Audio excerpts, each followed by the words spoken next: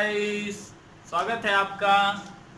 आज हम पढ़ने वाले हैं लाइट चैप्टर में आगे। देखिए पहला चैप्टर खत्म हो चुका है। दूसरे चैप्टर की बात करें अगर लाइट में, तो वो है प्रकाश का अपवर्तन, रिफ्रैक्शन ऑफ लाइट। देखिए रिफ्लेक्शन था वो, ये रिफ्रैक्शन है, रिफ्रैक्शन ऑफ लाइट। तो शुरू करते हैं रिफ्रैक्शन ऑफ लाइट। मेरा नाम है आकाश विश्वकर्मा और आपका स्वागत है हमारे यूट्यूब चैनल नालंदा ग्रुप पर। तो आज हम पढ़ेंगे प्रकाश का अपवर्तन। समझते हैं जरा अपवर्तन चीज क्या है। तो थोड़ा सा अपवर्तन पढ़ने से पहले पीछे जो पढ़ाए हैं एक बार थोड़ा सा एक टर्मिनोलॉजी रिकॉल कर लेते हैं। एक बात आता है माध्यम की। किसकी बात आता है? माध्यम की। तो हम बताए थे माध्यम होते हैं कितने प्रकार के? 3 प्रकार के होते हैं। पहला था आपका कौन सा? पारदर्शी, दूसरा था अपारदर्शी और तीसरा था अर्ध पारदर्शी। कौन कौन सा? पारदर्शी, ठीक, और दूसरा था अर्ध पारदर्शी दर्शी, और तीसरा था आपका क्या? अपारदर्शी। ठीक है ना। तो जो अपवर्तन की प्रक्रिया होती है वह किसमें होती है? हमारी पारदर्शी माध्यमों में होती है। किसमें होती है? ट्रांसपेरेंट मीडियम में होती है। ठीक है ना। ट्रांसपेरेंट मीडियम का बताए थे आपको परिभाषा कि ट्रांसपेरेंट मीडियम वह मीडियम है जिसमें प्रकाश पूर्ण रूप से पार कर जाता है, और अर्ध पारदर्शी का मतलब क्या होता है? जिसमें प्रकाश पूर्ण रूप से पार नहीं करता है। तो समझते हैं जरा प्रकाश का अपवर्तन क्या है। समझिए, डेफिनेशन पहले सुन लीजिए ध्यान से। प्रकाश जब एक माध्यम से दूसरे माध्यम में जाता है, प्रकाश जब एक माध्यम से दूसरे माध्यम में जाता है तो वह अपने मार्ग से थोड़ा सा मुड़ जाता है। कहाँ पे मुड़ेगा भाई? दूसरे माध्यम और पहले माध्यम के बीच किनारा जो होता है वहीं पे मुड़ेगा। ठीक, तो अपने मार्ग से मुड़ जाता है। इसी प्रक्रिया को कहते हैं प्रकाश का अपवर्तन। क्या कहते हैं? प्रकाश का अपवर्तन। ठीक है ना। सवाल आता है क्यों मुड़ता है, उसकी भी आगे चर्चा करेंगे। पहले जरा समझ लेते हैं प्रकाश का अपवर्तन। तो ध्यान दीजिए, ये हमारा एक माध्यम हो गया, माध्यम 1, ठीक है ना। और यह माध्यम 2 हो गया, माध्यम 2। ठीक, अब प्रकाश यहां से आया और प्रकाश यहां से आएगा और आने के बाद इस बिंदु पर गिरता है। ठीक, माध्यम 1 से आता है और माध्यम 2 में प्रवेश करता है। तो प्रवेश करेगा तो जाना चाहिए एक्चुअल में इसको कैसे? ऐसे सीधे निकल जाना चाहिए, लेकिन ऐसा नहीं होता। यह थोड़ा सा या तो इधर आएगा या उधर। ठीक, तो मान लीजिए ऐसे चला जाता है। ठीक, अब इसी तरह मुड़ने की परिघटना को क्या कहते हैं? प्रकाश का अपवर्तन कहते हैं। क्या कहते हैं? प्रकाश का अपवर्तन कहते हैं। तो यह हो गया क्या? जिस बिंदु पर प्रकाश आके गिरा उसे क्या कहेंगे? आपतन बिंदु। वही पुराना टॉपिक, आपतन बिंदु, इंसिडेंट पॉइंट, इंसिडेंट पॉइंट। ठीक, इंसिडेंट पॉइंट हो गया हमारा। ठीक, अब ध्यान दीजिए, अब बताए थे हम शुरू में कि आपतन बिंदु पर ही क्या करते हैं? एक अभिलंब ड्रॉ करते हैं। तो अब देखिए माध्यम 2 हो गए ना, तो दोनों तरफ का अभिलंब ड्रॉ करेंगे। तो ये आपका अभिलंब पता ही है कि सरफेस के 90 डिग्री कोण बना के जाता है। ठीक, और एक अभिलंब नीचे की तरफ आ गया। ठीक, तो ये दोनों क्या हो गए? अभिलंब हो गए, अभिलंब। ठीक, ये हो गया अभिलंब। ठीक है ना, नॉर्मल, नॉर्मल। ठीक, यह जो आने वाली किरण है इस किरण को कहते हैं आपतित किरण, आपतित किरण। इस किरण को क्या कहते हैं? आपतित किरण। ठीक, और यह जो किरण मुड़ गई है उस किरण को कहते हैं अपवर्तित किरण। क्या कहते हैं? अपवर्तित किरण, किरण, रिफ्रैक्टेड रे, रिफ्रैक्टेड रे। ठीक, अपवर्तित किरण। और ये हो गया इंसिडेंट रे, इंसिडेंट रे। ठीक, तो जरा समझ लीजिए, आने वाली किरण को कहेंगे आपतित किरण, इंसिडेंट रे। अभिलंब यह हो गया हमारा और जिस बिंदु पर आके हमारी किरण गिरती है उसे आपतन बिंदु कहते हैं। आपतन बिंदु से इस तल के लंबवत एक ऊपर की तरफ और नीचे की तरफ क्या होता है, रेखा जाती है, जिसे क्या कहते हैं, अभिलंब कहते हैं। अभिलंब के बाद जो किरण मुड़ गई है उसे अपवर्तित किरण कहेंगे, और अपवर्तित किरण को से जो कोण बनता है, अब ध्यान दो जरा समझो, अभिलंब से और आपतित किरण के बीच के कोण को क्या कहते हैं, आपतन कोण कहते हैं। क्या कहते हैं, आपतन कोण कहते हैं, ठीक है ना, इसे कहेंगे आपतन कोण, और इस कोण को कहेंगे अपवर्तन कोण, अपवर्तन कोण। इसे एंगल आर द्वारा प्रदर्शित करते हैं, ठीक। आपतन कोण और अपवर्तन कोण, परावर्तन में वो था परावर्तन कोण, लेकिन इसमें अपवर्तित हो रही है किरण, तो इसे कहेंगे अपवर्तन कोण। अब जरा आगे चलते हैं, ध्यान दीजिए, यह तो था क्या, माध्यम।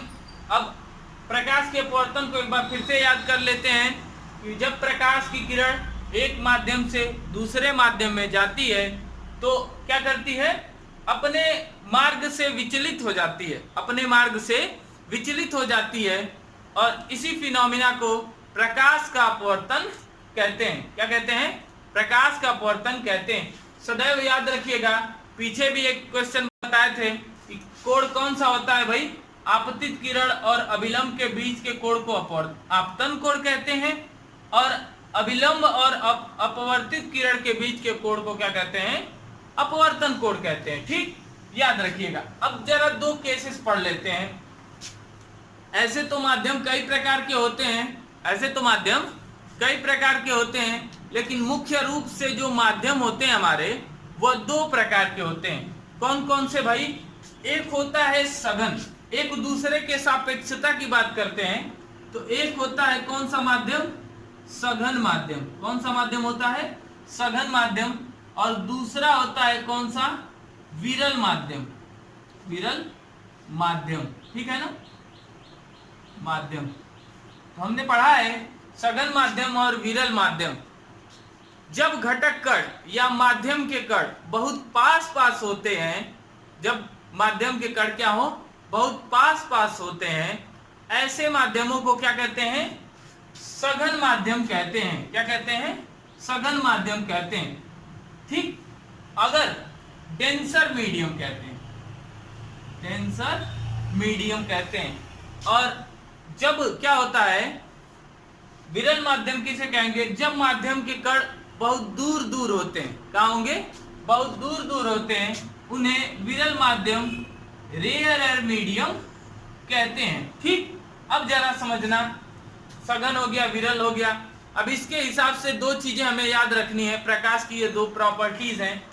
जब भी प्रकाश सघन माध्यम से विरल माध्यम में जाएगा तो वह अभिलंब से दूर हटता है। जब भी प्रकाश सघन माध्यम से विरल माध्यम में जाता है तो वह अभिलंब से दूर हटता है, ठीक है ना। जरा समझो, ये हो गया हमारा क्या, रिफ्रैक्टिंग सरफेस। अब समझो जरा, यह हो गया सघन माध्यम। कौन सा माध्यम हो गया, सघन माध्यम, माध्यम, ठीक। ये किरण आपतित हो रही है, ठीक, समझो। अब आगे चलते हैं, ये दूसरा एक ले लेते हैं, ये विरल माध्यम है, और विरल से कहां जा रहा है प्रकाश की किरण भाई, सघन में जा रहा है, ठीक। तो ये प्रकाश की किरण आपतित हुई। अब यहाँ पे आपतन बिंदु हो गया हमारा, इंसिडेंट पॉइंट। अब यहाँ से हम ड्रॉ करेंगे नॉर्मल, ठीक, नॉर्मल हमने ड्रॉ कर लिया। अब जरा समझो, जब प्रकाश की किरण सघन माध्यम से विरल माध्यम में जाए, किस में जाए, विरल माध्यम में, विरल माध्यम, तब क्या होगा, सघन से विरल में जाएगा तो अभिलंब से दूर हटेगा। कहां जाएगा, अभिलंब से दूर हटेगा, अर्थात यह किधर चला गया, अभिलंब से दूर जाएगा, अवे फ्रॉम नॉर्मल, अभिलंब से दूर। और जब विरल माध्यम से सघन माध्यम में जाएगा, सघन माध्यम में जाएगा तो अभिलंब के तरफ झुकता है। किधर झुकेगा? अभिलंब के तरफ झुकता है। तो समझ लीजिए जरा, बहुत ज्यादा बार पूछा जाता है, कभी कभी ये बहुविकल्पी या प्रश्नों में भी पूछ देता है कि बताइए प्रकाश सघन से विरल में जाएगा तो किधर जाएगा? अभिलंब के तरफ, अभिलंब से दूर। तो याद रखिएगा, अभिलंब से किधर जाएगा? दूर जाएगा। सघन से विरल में गया प्रकाश तो अभिलंब से दूर जाएगा। पॉइंट नंबर 1 हो गया ये। पॉइंट नंबर 2 क्या है? जब भी प्रकाश विरल माध्यम से सघन माध्यम में जाता है तो अभिलंब के तरफ झुकता है। फिलहाल इतनी चीजों को नोट करिए, फिर वीडियो में आगे बढ़ते हैं। अब ध्यान दो एक चीज का कि अगर हम कहें कि प्रकाश कैसे सघन माध्यम और विरल माध्यम का पहचान करें, तो अब यहाँ पे हमने देखा ये नियम 2 पढ़े। अब एक चीज ध्यान दीजिए कि अगर प्रकाश हम किसी माध्यम से पास करा रहे हैं तो अगर वह प्रकाश अभिलंब के तरफ झुकता है तो वो कौन सा माध्यम होगा? इस माध्यम के हिसाब से वह सघन माध्यम होगा। और अगर प्रकाश क्या हो, किसी माध्यम में हम प्रवेश कराते हैं तो वो क्या होता हो? अभिलंब से दूर हटता हो। तो इस हिसाब से हम उसे क्या समझेंगे कि वह कौन सा माध्यम है? इस माध्यम के सापेक्ष विरल माध्यम है। ठीक। अब प्रकाश के कुछ उदाहरणों की बात कर लेते हैं कि क्या उदाहरण है दैनिक जीवन में। तो ध्यान दिए होंगे, पेंसिल को पानी में डुबोना। जब पेंसिल को पानी में डुबोएंगे तो क्या होता है? पेंसिल टेढ़ी दिखाई देती है। क्या होगी? पेंसिल टेढ़ी दिखाई देती है। क्यों दिखाई देती है भाई? तो प्रकाश के अपवर्तन के कारण। जो प्रकाश वायु से जाता है किसमें? जल में जाता है, और जल में रखे हुए पेंसिल के उस भाग से परावर्तित होकर हमारे आंखों तक आता है। तो वह वाला भाग जो आएगा परावर्तित होकर, तो वह किरणें, उन किरणों का क्या होता है? अपवर्तन होता है, जिसके कारण वह पेंसिल टेढ़ी दिखाई देती है। ऐसे ही सुने होंगे कि मछली की आंख में निशाना लगाना। बहुत कठिन बात होता है, वाकई में कठिन है कि मछली की आंख में या जल में कोई मछली है तो उसकी आंख में निशाना लगाना बहुत कठिन काम होता है। क्यों? प्रकाश के अपवर्तन के कारण। ठीक। इसके अलावा देखेंगे बहुत से एग्जाम्पल्स हैं जिनको हम आगे पढ़ेंगे। ठीक है ना। अब जरा ध्यान देते हैं, जब भी प्रकाश अपवर्तित होता है, जब भी प्रकाश हमारा अपवर्तित होता है तो देखिए जैसे परावर्तन के कुछ नियम थे, वैसे ये भी कुछ नियम को फॉलो करता है, जिसे अपवर्तन के नियम कहते हैं। जिसे क्या कहते हैं? अपवर्तन के नियम कहते हैं। तो हेडिंग डालेंगे अपवर्तन के नियम। अपवर्तन के नियम। ठीक है ना। अपवर्तन के नियम। Law of refraction, laws of refraction. अपवर्तन के नियम क्या क्या हैं जरा समझिए। जैसे परावर्तन के 2 नियम थे, वैसे ही अपवर्तन के 2 नियम हैं। ठीक है ना। तो समझते हैं जरा। ये हमारी हो गई आपतित किरण। ठीक। और ये हो गया हमारा अपवर्तित किरण। ठीक है ना। ये हो गया IR। ठीक। पीछे ही समझाए इन चीजों को। यह आपतित किरण हो गया हमारा, आपतित किरण,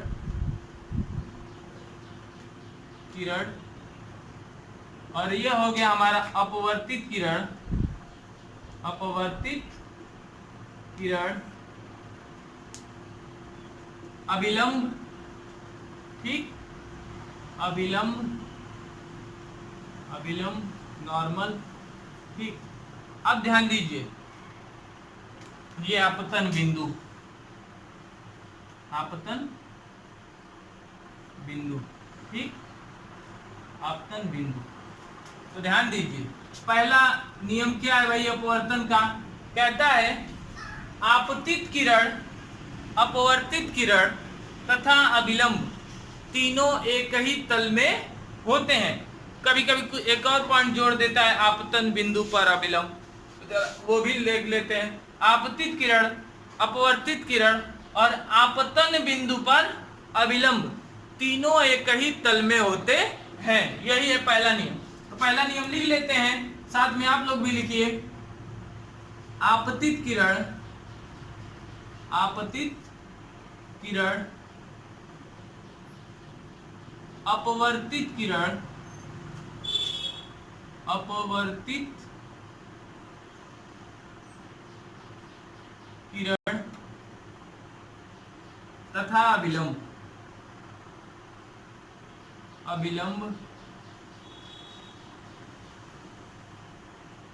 क्या होता है, ऐसे कर लीजिए, आपतन बिंदु पर, बिंदु पर अभिलंब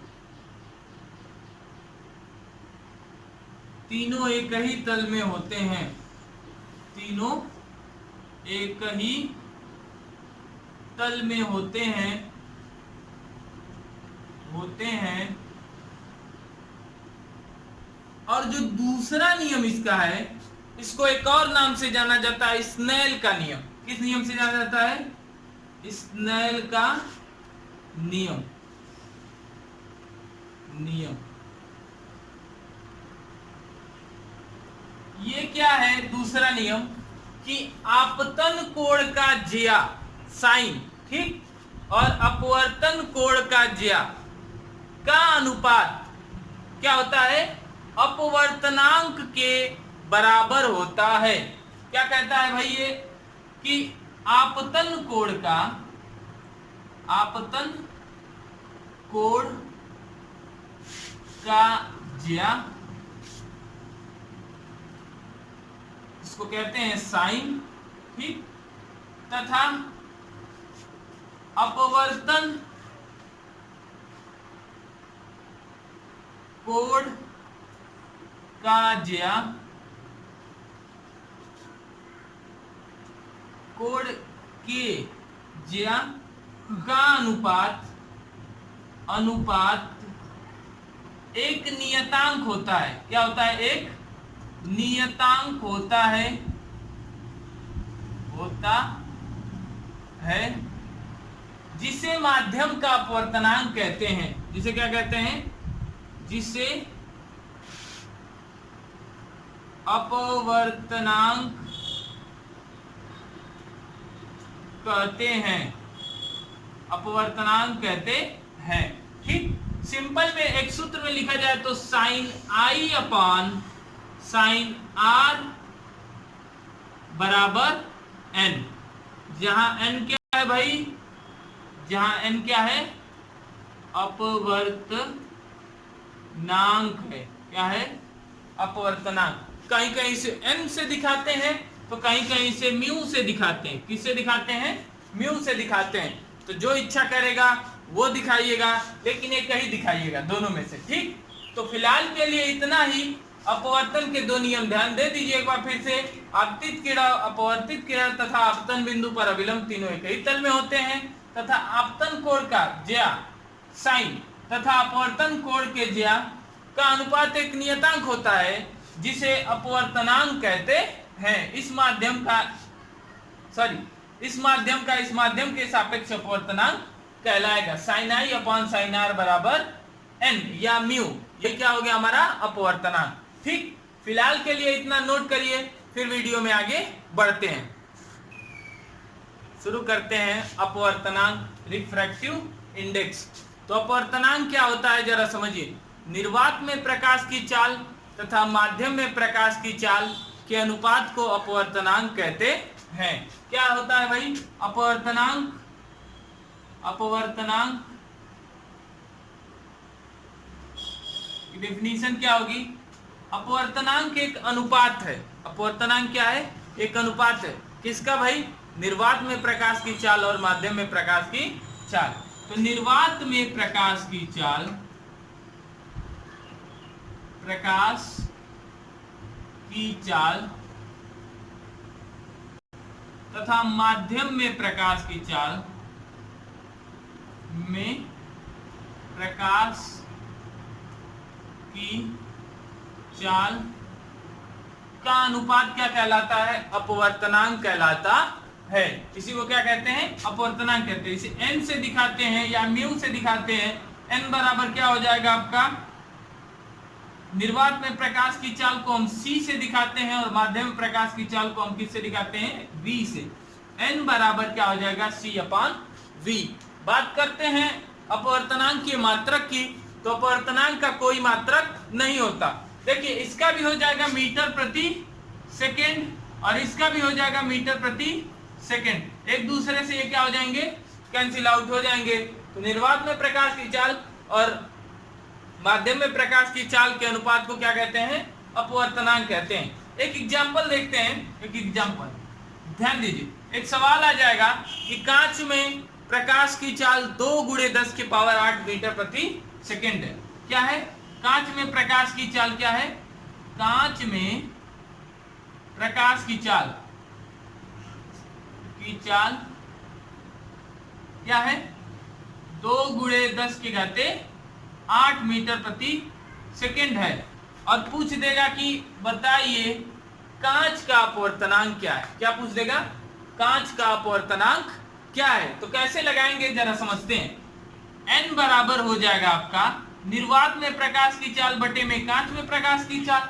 यही हमें कांच में प्रकाश की चाल दिया है ना, v क्या है, कांच में प्रकाश की चाल है। और निर्वात में प्रकाश की चाल होती है 3 गुणे 10 की घाते 8 मीटर प्रति सेकेंड।